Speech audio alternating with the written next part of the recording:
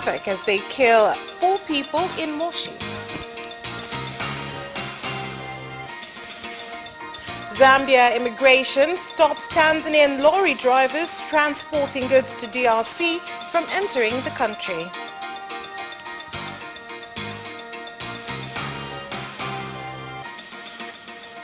And in sports, businesses say suspension of the mainland Premier League has incurred them heavy losses.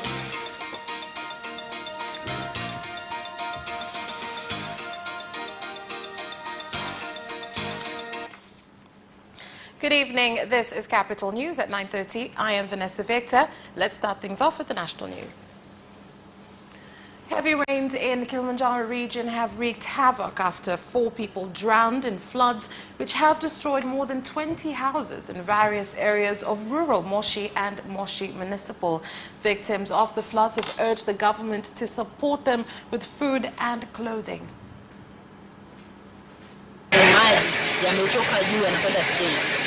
These water are coming from high mountain areas, leaving all the residents from the mountain to lowland affected badly by floods. Luckily, people managed to get out of the houses since the incident occurred in the morning. Otherwise, there could have been more tragedies. As the regional government, we are waiting for reports from the Red Cross and Disaster Committee so that we could have a way forward. Following heavy rains at the mountain areas has caused this place to be flooded. Many people have lost their houses, assets and businesses, causing residents incur heavy losses. Many families have become homeless, left out with women and children. I am calling on the government to ensure that these people get services they need.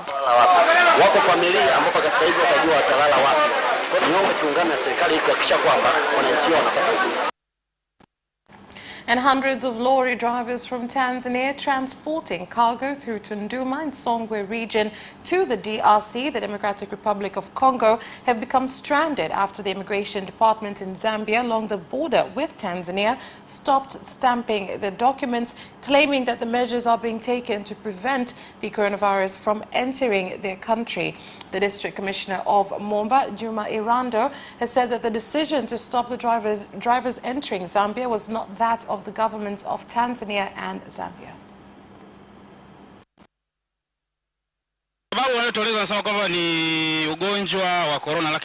The reason that they gave us is the ongoing coronavirus, although there are other reasons that they fail to disclose. There has been some influences from drivers from Zambia of getting our jobs from us who are coming from Tanzania. They have been trying to do that for a very long time. That is why they are taking advantage of the ongoing coronavirus, forcing us to give cars to people that we do not know, while we have already entered into contracts with owners of these vehicles to send the cars to whenever that we have been given locations safely. Tulichogundua ni kwamba upande wa Zambia kuna kundi ambalo limejiorganize. There is a group of Zambians who have organized themselves very well in influencing some of government staffs that they need these jobs without putting into consideration that these jobs are done legally, something that has made immigration officers from Zambia not to allow Tanzanian drivers to proceed with their journeys. Nakonde District Commissioner from Zambia has said that there is no any kind of restriction, meaning whatever that is disseminated is not legally recognized by us because all 2 countries are governed by laws and regulations. No one has been restricted to pass through the border. Kwa mujibu wa taratibu na sheria na makubaliano ya nchi hizi zote mbili, hakuna aliyezuiliwa kupita. The Speaker of Parliament, Jerome Degai, has told members of the House that it will continue with its proceedings during the budget parliament, but urged MPs to adhere to preventative measures against the coronavirus, whereby the Minister of Minerals, Doto Biteko, tabled his ministry's budget estimates for 2020-2021, which focus on improved revenue collection, investment and empowerment of small-scale miners. Bado kazi hii tutaimaliza, hata kama ni kwa muda mfupi namna gani, tutafanya innovation. Innovations will be done briefly, and then we shall proceed to other things. We have agreed with the government that they should come and address issues concerning this matter, so that we could find solutions together. In a period of January to September 2019, the speed of growth in the minerals sector was 12.6%, making the sector reach the second position, which was headed by the sector of infrastructure, which grew by 14.8%. And the Region Commissioner of South Unguja, Ayub Mahmoud, has tabled a coronavirus screening exercise at checkpoints on people entering the region. The exercise aims at fighting against the coronavirus outbreak.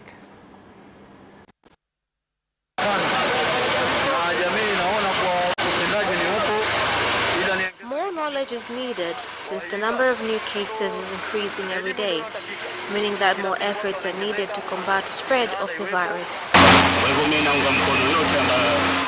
I am acknowledging all efforts that are taken by the government. Meanwhile, citizens of this country must all support those efforts.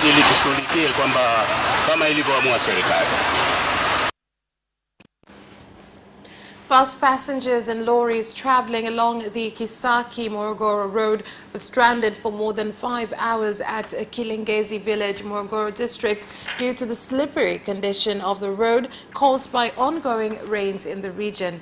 Morogoro District Administrative Secretary Ruth John said that the government has taken measures to make sure that the roads become passable. Hapa mfano nakupa gari lilipokuja kutoka Dar es Salaam kukaa zake hapa.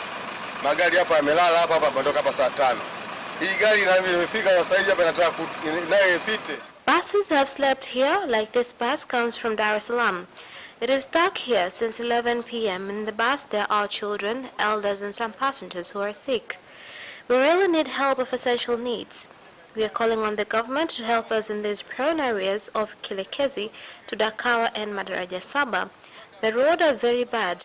Whenever it rains, they need to be constructed so that they could put an end to this problem.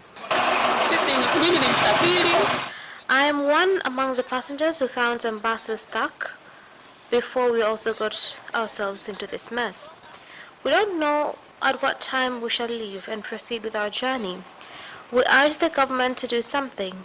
This problem has been persistent whenever the rain season comes. The ongoing rains have contributed much in making this road impassable. District Commissioner's office is here to witness this impassable road at Kilekezi area, which has highly affected residents and all road users. The manager of Town Roads, Morogoro, has informed us that workers of Stigler's Gorge are on their way to come and renovate this area. Watu wa site wa Stigler's walikuwa wanakuja kufanya marekebisho haya katika eneo hili korofi. And residents of Shinyanga region have expressed concern over hiked sugar prices during the holy month of Ramadan due to shortage of the commodity in shops. They've called on the government to intervene by ensuring traders do not increase sugar prices, with big traders urging the government to allow them to import sugar. Nadhani wiki ijayo itaingia. Sasa Ramadhani inaingia, sisi kama Waislamu. By next week, Muslims will begin Ramadan fastings. As Muslims, we are calling on the government to consider us on the issue of sugar. So far in Shinyanga region, 1 kilogram of sugar is sold at 3,500 shillings. As traders, we are calling on the government to purchase enough amount of sugar to avoid the challenge of scarcity of this essential product, as we are heading towards the holy month of Ramadan, which will have an increase in demand of sugar while its supply is low. And South Pemba Region Commissioner Hamed Suleiman Abdallah has called on citizens in Tanga, Dara and Unguja who do not have any reason to travel to remain in their region in order to prevent contracting the coronavirus, which has already infected 7 people in Pemba. He gave the directive during a tour to inspect the safety of passengers at the port.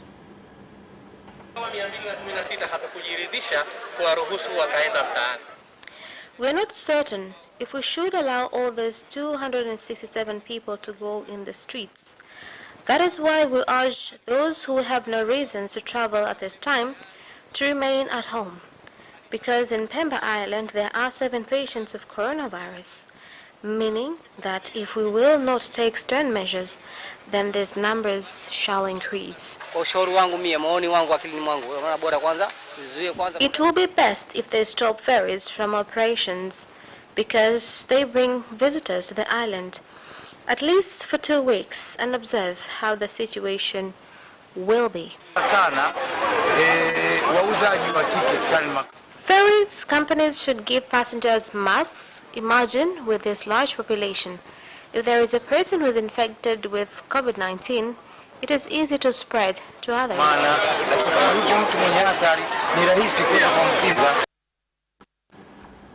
More than 1,000 households in Tegeta, Pwani and Ununio who are victims of floods have called on the government to address the problem of poor rainwater infrastructure, which has resulted in frequent floods. Tanzania Rural Roads Agency has said it is ready to cooperate with the residents in dealing with the problem.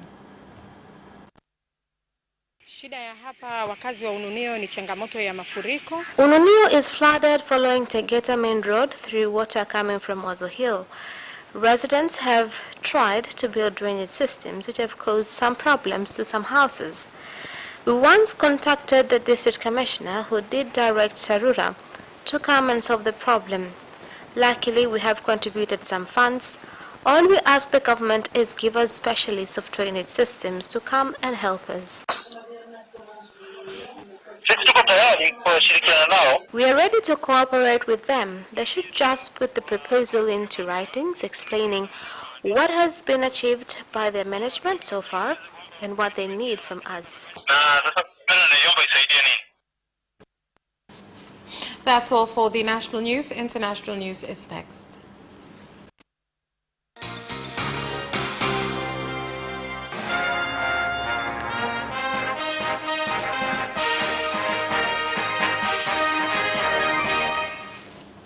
In international news, Kenya has confirmed 15 new cases of the coronavirus, bringing the tally of positive cases to 296. The new cases are from 545 samples tested in the last 15 hours.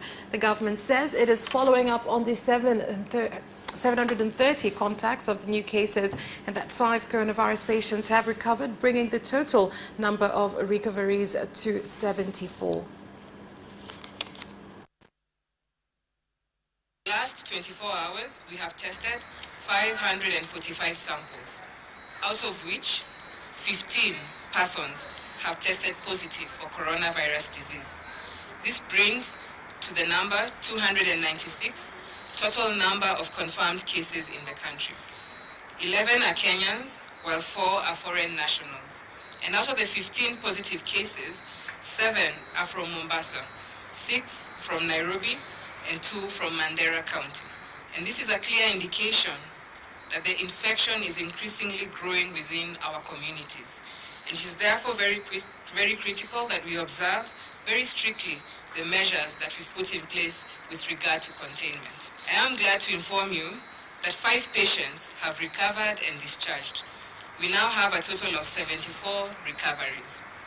A total of 2,851 contacts have been monitored, out of which 2,121 have been discharged.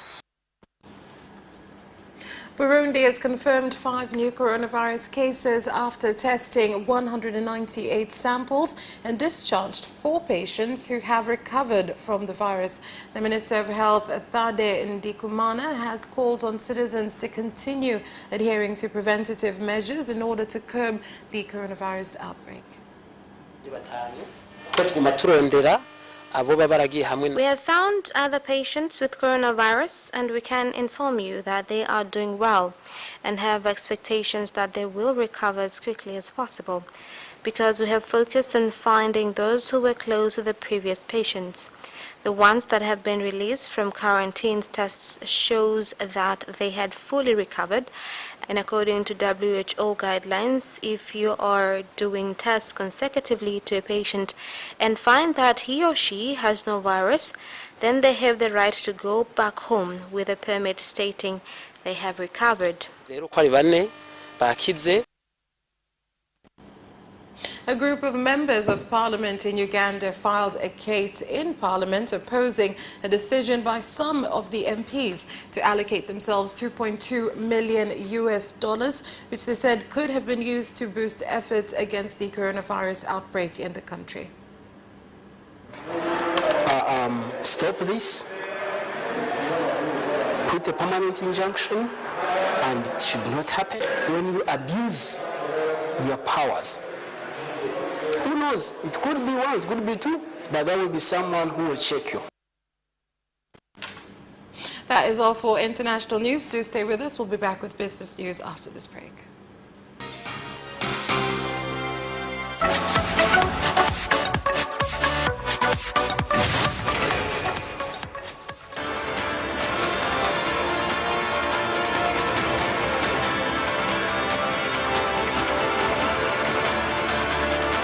Watch Business Edition as we talk to business leaders and experts in sectors that are transforming Tanzania's economy. We believe that the driver is the customer. To change the mindset of traditional HR to the digitalization. Make sure that everybody can get some access to financial services. And once we understand the vision of our leaders, we then need to be behind them and help them in achieving that vision. Business have involved mercantile operations, trade guilds, or shared agricultural production, infrastructure, construction, financial sectors, tourism, and mining. Business Edition on Friday at 8:15 p.m.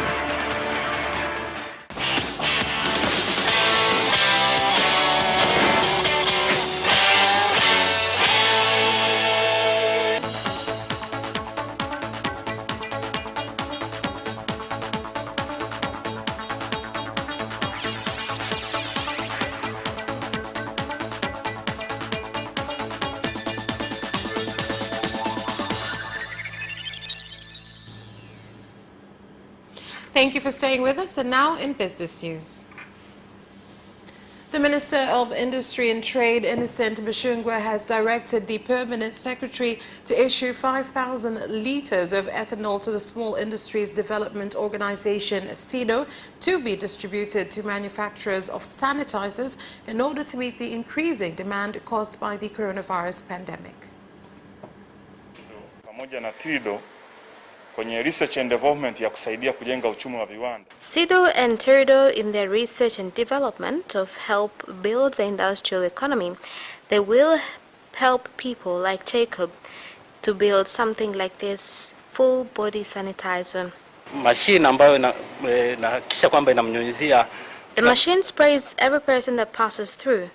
It is something we have taken very seriously, and we will work with the entrepreneur who has a factory inside SIDO to ensure we make more and at the required quality.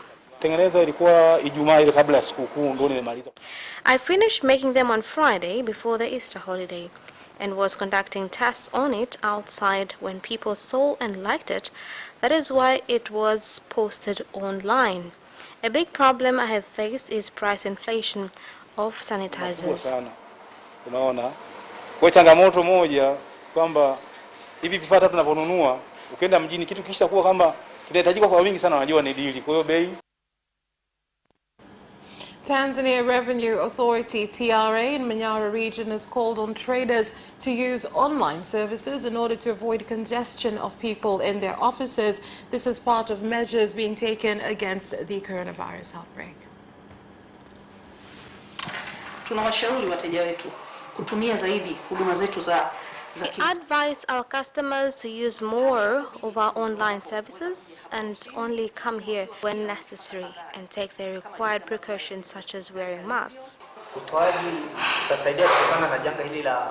This will help due to this natural disaster as there will not be large congestion.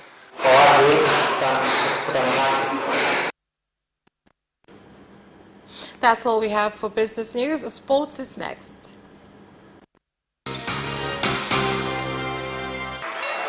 Away first time, good start from Bolt. Bolt leading a moment of going away. Gay trying to go with him and he's going to be dragged through to second place, but he's going to win it by 2 meters. Away first time, good start from Bolt. Bolt leading a moment of going away. Gay trying to go with him and he's going to be dragged through to second place, but he's going to win it by 2 meters.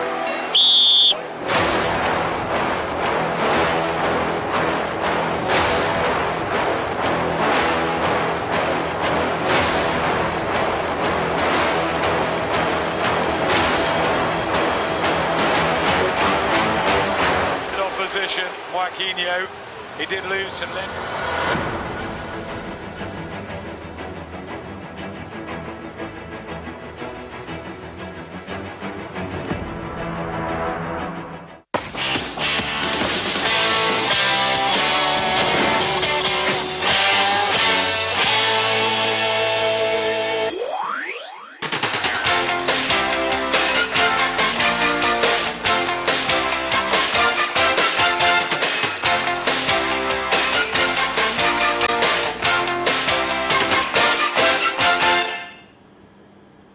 And in sports news, businesses have been affected by the suspension of the mainland Premier League, with one manager claiming to have incurred a loss of 10 million shillings since the league has stopped. Timu nyingi, karibu timu zote za mikoani zikicheza ligi kuu lazima zifikie hapa Itumbote. Many teams, almost all Premier League teams, set their camp here when they come to play in Dar es Salaam. They haven't been here for a while since Corona came. I think since the 18th when Namungo came. They stayed for a while and then they left for camp. Inshallah, God willing, after things return to normal again, we will proceed with business. Mambo yakitakuwa mazuri tutaendelea na shughuli zetu kama kawaida. Cycling champion Gabriel Langa says despite the postponement of sports, he and other cyclists have continued with training while adhering to preventative measures against the virus.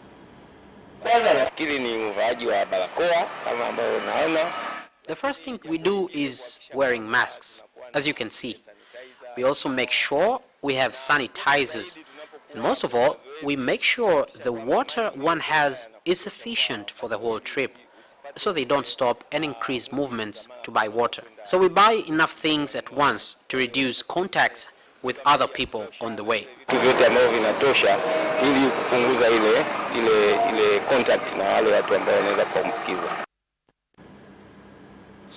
Most of Arsenal's first-team players and all the coaching staff have agreed to take pay cuts of up to 12.5% over the next year.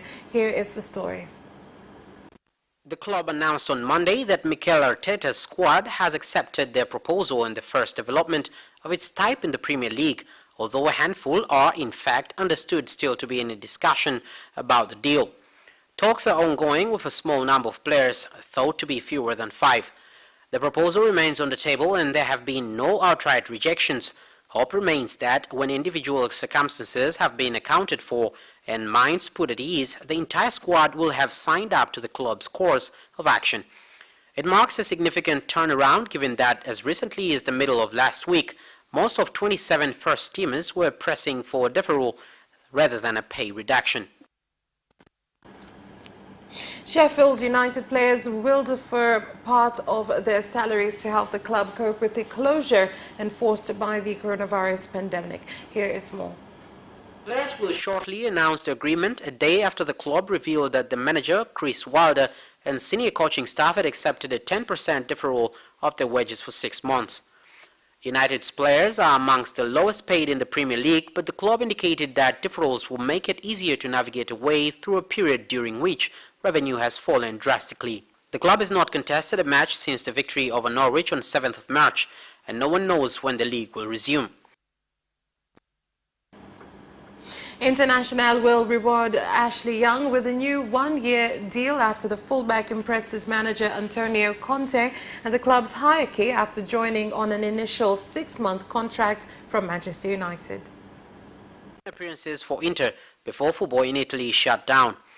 Young signed for the remainder of the 2019-2020 season with an option for another year, which Inter are ready to trigger. The club are third in Serie A, 9 points behind the leaders Juventus, who have 12 games remaining to Inter's 13. Conte's side are also in the last 16 of the Europa League, where they are due to face Getafe. Inter made the contract offer this week, and the former England fullback has accepted the terms and is ready to sign it. That sports item ends our news bulletin. My name is Vanessa Victor. Thank you for watching and have a good night.